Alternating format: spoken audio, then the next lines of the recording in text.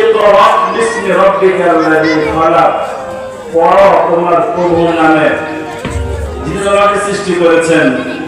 আল্লাহ তাআলা শুধু পড়ার কথা বলতে পারতেন।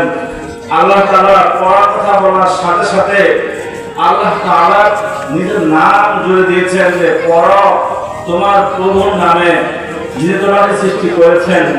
আল্লাহ তাআলার নামে পড়ার জন্য কেন বলা হয়েছে, কেন বলেছেন?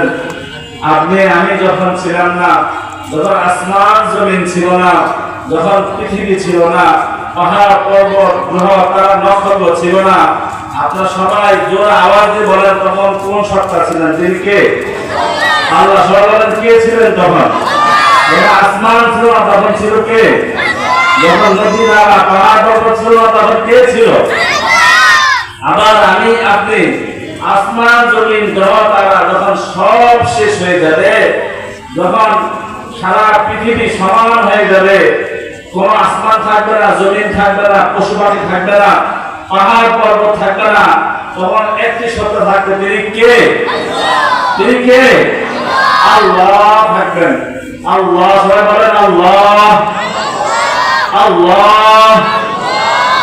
যেহেতু কোনো কিছু ছিল না এবং কোনো কিছু থাকবে না, যখন কোনো কিছু ছিল না তখন ছিলেন আল্লাহ, যখন সব কিছু শেষ হয়ে যাবে তখন থাকবেন আল্লাহ। এই জন্য আল্লাহ তাআলা বলেছেন যে আমার নাম নিয়ে শুরু করো, আল্লাহর নাম দিয়ে শুরু করো। সুবহানাল্লাহ।